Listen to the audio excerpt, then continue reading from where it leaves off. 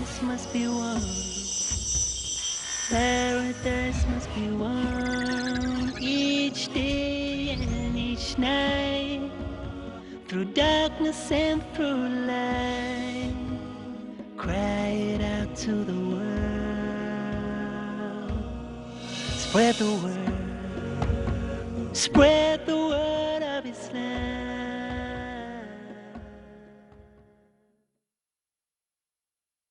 Bismillahi walhamdulillah, wassalatu wassalamu ala rasulillah wa ala alihi wa sahbihi ajma'in. I'm Musa Cerantonio, and I'm here with my brother in Islam, Areeb Islam. Areeb, assalamu alaikum. Alaikum salam. Nice being here. Indeed. So we're here basically just to take a look at yourself, someone from South Africa who, just like myself, embraced Islam. After someone embraces Islam, which is a whole story in itself, something which is amazing to look at and very inspiring, it's very interesting to look at what actually happens to the Muslim after they embrace Islam. And I know that yourself, you're someone who's very active in your community. You're someone who loves to share Islam with others just like you found Islam. And you're someone who works very hard in educating Muslims. So we want to take a little bit of look at all of these activities which you're involved in. One of the activities, or one of the organizations rather, that you're involved in is IPCI, which of course was the organization which was started by Ahmed Deedat, rahimahullah. Tell us a little bit about how you got into this and your experiences within it. The late Ahmed Deedat and myself actually communicated a few times. He was a great teacher. I remember the first time I met him, he asked me to read a verse from the Bible. This was when I was still a Christian. And I read the verse from the Bible and he said to me, read it again. And I read it again and he said, read it again. And I read it again and he said, read it again. And I thought, what is wrong with this man? He just keeps to ask me to read the same thing again. And I was reading it right every single time. But what he was trying to do to tell me is to read it again. In other words, read what is there, not what you have in your brain, not what your doctrine is. See, many times as Christians, we are taught to believe things and we don't actually read what is on the page. This is also the same thing that the Prophet ﷺ was given, is to read, read, read. And so when I embraced Islam and I became a Muslim, the first thing that people ask me is, well, why don't you get involved with RPCI? At that time, I didn't think I was ready for it. I didn't think I was educated enough. I didn't think I had enough information. I'd just come straight out of Christianity. And I thought, how do I go propagate Islam? I don't know how to do anything about that. So I did a sojourn in Malawi for a year or so, and I did some charity work there. And when I came back after about 2 or 3 or 4 years of doing other activities, other Islamic work, I got involved with the Islamic Propagation Center. I got a call one day and they said, we're looking for someone to head up the Comparative Religion Department or teach in the Comparative Religion Department. So at first I wasn't too keen. I thought, well, I don't know if I'll be qualified to be able to do that. And after 3 or 4 phone calls and invitations, I eventually went and had a look. And I suddenly realized this is exactly what I should be doing. In teaching in the Comparative Religion Department, I'd actually be teaching people how to do dawah effectively to Christians, Jews, Hindus, Buddhists, atheists, agnostics, Satanists, goths, punks, metalheads, whatever they might be. And I saw this as an amazing opportunity to impart some knowledge that I'd learned over the years. Sometimes for myself, I had studied theology for 12 years. When I embraced Islam, I thought, now what? I mean, what job do I do? I can no longer practice what I've learned for so many years. And then I suddenly realized when working at RPCI that all that experience actually counts for something, that I can use that to help Muslims do dawah to other people. And so I joined the RPCI team about 2.5 years ago or 2 years ago, somewhere around there. And I basically do a 2-month course where I train people how to speak to people about Islam correctly, so it's a bit of dawah, and then also comparative study. So hopefully they get empowered and they come from all parts of the world, and from Germany, from Italy, from India, from everywhere, and then we train them up for 2 months, and then inshallah we send them out to be good da'is. Alhamdulillah. So for someone that's coming from a Christian background who's actually embraced Islam, do you find at times you might have a better understanding of the relationship between Christianity and Islam and being able to call people to Islam than someone who's actually raised in a Muslim household all their life? I think it's a yes and a no answer. Yes, it does help because we understand the perspective that the other person is coming from. So if we were talking to a Christian, I understand how the Christian is thinking. If it's a Hindu that I'm talking to, I studied the Vedas and I studied other Hindu scriptures. It also gives me an idea of where they're coming from. The disadvantage is that because I've come from a Christian background, And because I've spent all my years and years and years, 30-odd years studying Christian belief, I'm at a disadvantage because I don't have as much information about Islam as I'd like to have. It takes it a very long time for me to learn Arabic. It's taken me a very long time to learn the Quran the way I should have, where I would have been if I had been born in a Muslim family. So there are disadvantages and advantages, but we have to make the best of what we have, and we have to thank Allah to Allah that He has given us what we have and use the experiences He's given us. So I don't see, I'm not angry or not upset that I wasn't born a Muslim, but I'm not pleased that I wasn't. It's both a good and a bad for me. But for any deficiency or anything that you lacked, you are involved with many other organisations, such as the MCA in South Africa. Tell us a little bit about your role with this organisation. The Muslim Chaplains Association, or MCA, it's actually quite funny because it's called Muchas. On the website is M-U-C-H-A-S. The first two letters, Muslim Chaplains Association. And Muchas, if you're Spanish speaking, is great or wonderful. Muchas gracias, or thank you very much. So the Muchas was sort of unintentionally started. There was not an idea that said, oh, well, I think we need to start the Muslim Chaplains Association. Now, for anyone who doesn't know what a chaplain is a person who visits either the military, the police, or hospitals. And they normally, their job is to give spiritual advice and help to people that are in different various situations of illness or pain, or maybe they've been locked up in jail for some crime they've committed or didn't commit, and they're waiting trial. The chaplain is normally sent out. Now, you get chaplains in Christianity, in Judaism, and Hinduism, but we've never really had chaplains in Islam. There's one or two people who call themselves chaplains in Islam, but the majority, it's not a sort of a term that's not really understood amongst Muslim communities. So basically, all a chaplain is someone who gives spiritual advice, as well as physical advice if they need it, helping their physical needs, helping them with material objects if they need them, like books or finances if they need, or needs be, or food, or whatever it is. So we take care of their like a holistic care. And so the Muslim Chaplains Association started by coincidence. I was in hospital for some treatment, and while I was having treatment, I saw these Christian chaplains coming in and helping everybody and talking to everyone. I thought, wow, imagine if we as Muslims had the same thing that we could do for the Muslim community, and the ripple effect would be we could do this for the Christian community as well. So it started through that a couple of years ago. And so we started by just visiting Muslims in the hospital. And what happened is, when problems happen, maybe someone was arrested for drunken driving, or somebody was in a car accident or whatever, and they suspected they were Muslim, they would contact us. So we would come out to the scene and we would help whoever it was. Sometimes somebody who wants to commit suicide and they're on top of a building, or taking pills, or going to shoot themselves, they'll call us out to that scene as well. So as chaplains, we go out and we help in whatever the scene is, to help alongside or the police and the military, or whoever it is. But what's happened is it's gone further than that. And today we are getting called out when Christian priests don't want to come out, or when the Jewish rabbi doesn't want to come out. So the Muslim chaplains are actually filling in for other denominations. So we get called out by the hospital, and they said, well, we tried to get hold of the priest for this person, and we think this person may not make it. Would you be prepared to come out? And we say, yes, no problem. So we go out and we treat them from their point of view first. So we don't say to them, listen, I'm a Muslim and I'm here. We're just there for them. When they ask us who we are and what we represent, we say we're a Muslim chaplain. And then we help them from a Muslim point of view. So we actually have an opportunity to do dawah. And over the last, for example, for the last year, we've had over 150 people embrace Islam because of the work that we're doing just in the hospitals. That's not the military or anything else. So it's an amazing work, an amazing opportunity. And inshallah, we're hoping to start MCA offices all over the world. At the moment, we just have one in South Africa. Definitely be a good idea. So even though you're a Muslim chaplain, you really have the chance to interact with people of many religions. Definitely, and it opens up opportunities for us in so many departments. So today we probably see about 40% of the people we see are Muslim, and 60% of who we see in the hospitals and are non-Muslims. That's truly amazing. May Allah bless you in this project. Hope it does prosper. Now, you're also involved with something called the Alternate News Network. It sounds interesting. What would it be? Tell me about it. Alternate News Network, what we do is we investigate what is happening in popular media. So if there's an article that comes out from CNN, or something that's reviewed on CNN or Sky News or whatever the network might be, something's written in a newspaper or a magazine, our job is to investigate whether this is a valid story or not. So we look behind the scenes and find out, we do our own investigative journalism on the journalism that's been done. So there's so much negative media about Muslims today. And so what we do is we have a look at this information that is being given, and we see if any of it is true.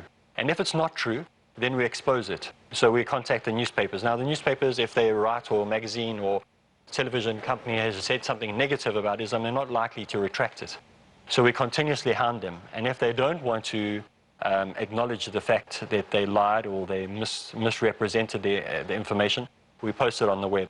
So we have a website that we post this onto every week, every day, or every week, or every month. And it's called truthalwayswins.com. So it's www.truthalwayswins.com. And on the website, we post new articles about information, revealing the truth behind these things. We also look at other things like swine flu, example. The myth, or was it created? Is there really a danger to people? We also have a section on an alternate news network where we deal with health issues. So we look at health-related issues. So we look at why prohibition on pork and the reasons why we shouldn't eat that. And many other issues, alcohol abuse, drug abuse. So we look at society ills. So yeah, it's an intense network, but the department that I deal with specifically deals with dawah. So I only deal with the dawah department within Alternate News Network. And we create dawah packs. And these dawah packs basically contain a Quran, a DVD that tells you everything you need to know about Islam that will keep you busy for at least a year. So it's information that tells you how to perform your salah. It's got audio clips on there, video clips. It shows you step by step everything that you need to know when you're doing wudu. Everything you need to know basically for the first year of being a Muslim. It has some books in there. It has all the information that will keep you busy for a year in these dawah packs, and we use those. We make them, manufacture them, and we distribute them free of charge to Muslim organizations to use in dawah. So within Alternate News Network, that's my function. That sounds like an interesting project as well. What we'll do is we'll stop here and we'll see you viewers after a short break. Wassalamu alaikum. Spread the word.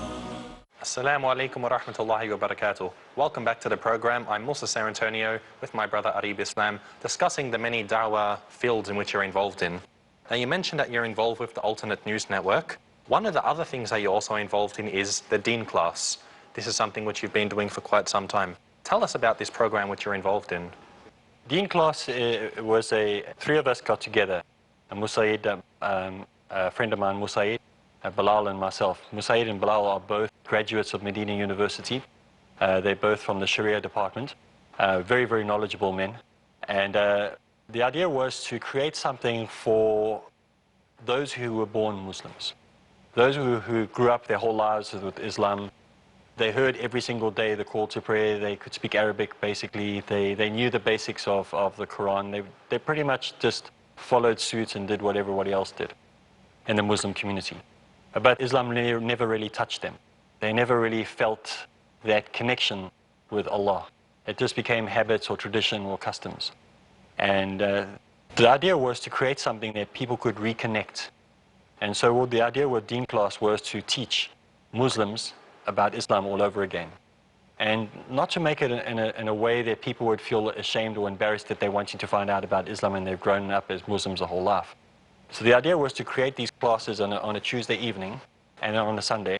The Tuesday evening classes were 1 hour long, separation between males and females, so that the classes could be done and so people could say what they wanted in the comfort of their own gender. And to talk about things like maybe start with going back to the importance of Tawheed, what it is all about, and going into depth and really looking at what Tawheed means to a Muslim. And then going on to like maybe the 40 Hadith, what to do with riba, how to understand fiqh. And so we started going marriage, how to treat your children, all that. So the idea was to, without making people feel that they're not practicing Islam, to bring them back to Islam proper. And so originally the numbers were maybe 10 or 20 people. At the moment we have 200 plus people attending on the Tuesday evening classes. So it is working. And the idea is to empower Muslims to be proud of being Muslims again. Then on a Sunday, Musaid, who's very good in Arabic, he teaches, all these classes are done for free. He teaches Arabic classes, and he does a beginner's class, and then after the beginner's class is another class where we teach how to communicate in Arabic, just general. So maybe you're a businessman and you want to go to Saudi Arabia, or you're going to one of the Arab states, You come to this class and we'll teach you conversational Arabic. So there's both Quranic Arabic and conversational Arabic. And the numbers have also grown. And it's also used as a dawah tool because people, we advertise, will let people know that even if you want to work in an Arab state or you're thinking of going and studying in an Arab state, this will help you. So they come there to learn Arabic, but we also have the opportunity to do dawah with them. And Deen Class has spread quite rapidly. Deen Class has a website. It's called deenclass.com, just one word, Deen Class. And the idea is to continuously do these reconnect and refresh courses. That's what we call them, reconnect and refresh courses. So it really, really helps because some of the new reverts as well, we pulled them into these classes and got them in the classes as well. But the aim is for Muslims who were born Muslims to reconnect with their faith. And obviously the main emphasis of it is to create a deen, to create service, Muslims who will serve and be part of a community again. So that's the main aim of Deen Class. Sounds like a very extensive project. So we've mentioned quite a few things that you're involved in, and this is something extraordinary. And for someone to be involved in, we've mentioned up to 4 very big projects. How do you manage to find the time for all of these things? Okay, my day is structured like this. In the morning, I work at Islamic Propagation Center as a comparative religion teacher until about 12 o'clock. After 12 o'clock, I go over to Alternate News Network, where I work for about an hour, 2 hours, and I do help with the dawah department and research. After that, it's Salah time, and then after Salah, I head up to the hospitals, where I do work in the hospitals until the early hours of the evening. Then it's off. I go home and get ready to do activities at home that I need to do. At home, I also run a small little organization that helps with the soup kitchen and helping the people in the area. On the Tuesday night, we do the Deen Class, and on the Sunday is the Arabic classes. So that's how my structure fits in. Now, from what I'm aware, all of these projects which you are involved in, they're all done voluntarily, meaning you're not paid for it. Most of these organizations that I work for, I do it because I believe in the work that I'm doing. The work that I actually get my financing from, the way I make an income to survive, is I deliver yachts.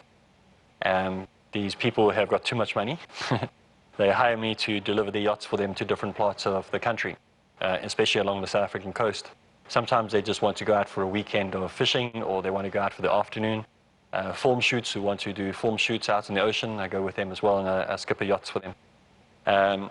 So inshallah, Allah has protected and will continue to protect me financially through that work. Now, the interesting thing about doing the skippering yachts is that generally people who skipper yachts are big drinkers. They drink a lot of alcohol, they smoke, they take drugs, they're a very unreliable crew, very unreliable bunch of people. Now, I'm generalizing, I'm just talking about the ones that I know. But generally what you find is they're not terribly reliable. So when the people who own these yachts and have these yachts found out that I was a Muslim, that I don't drink, I don't smoke, I don't take drugs, I became like in demand. So at the moment I've got more jobs than I know what to do with. So inshallah, I've been looked after. So for someone who's been that involved in da'wah, for someone who's here with us today, been involved in many conferences and seminars and whatnot, what can we look forward to for your future?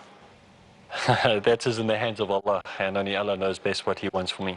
When I reverted to Islam 7 years ago, my aim was to make up for lost time.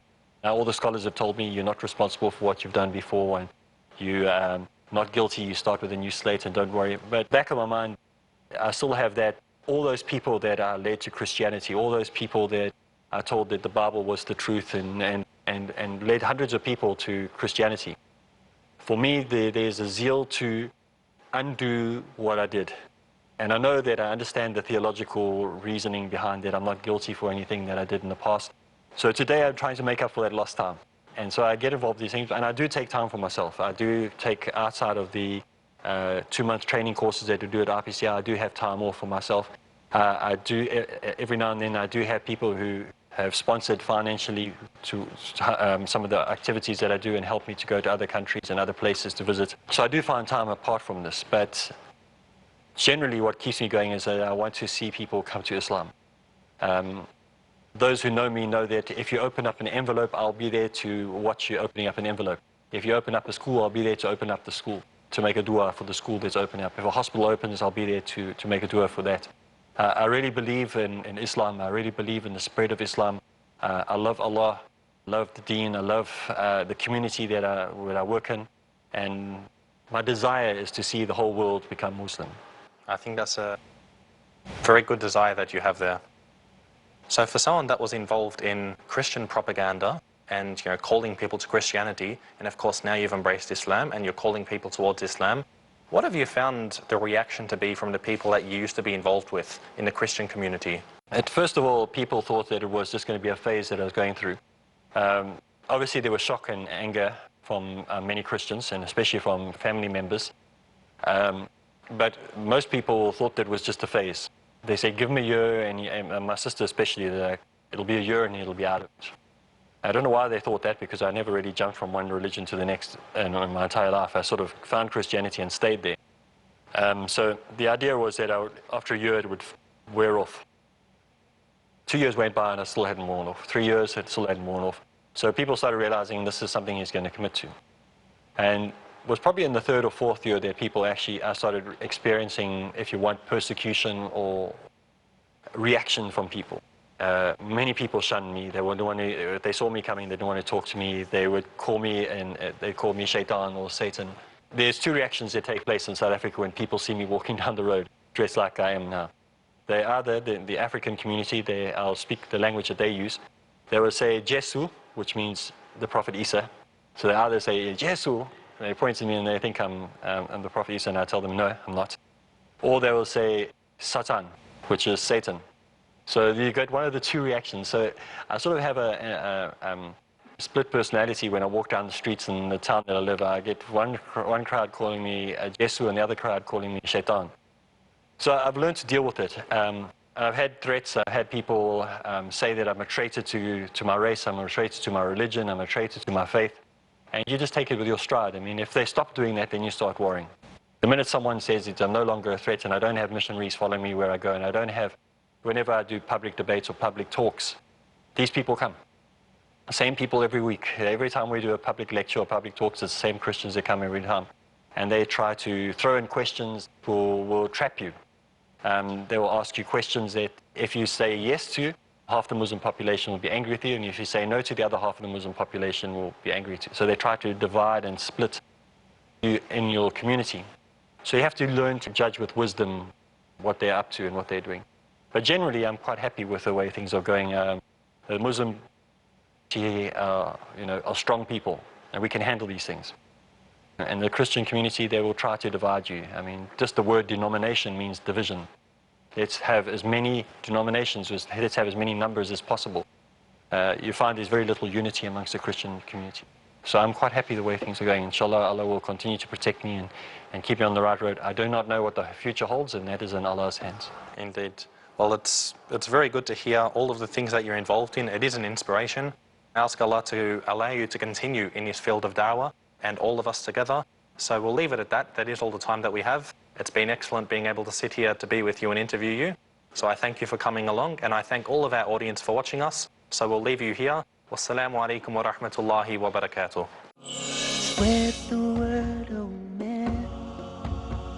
Spread the word of Islam. Oh, fortunate one. Paradise must be won.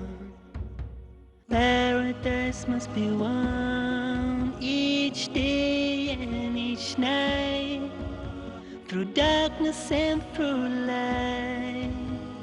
Cry it out to the world. Spread the word. Spread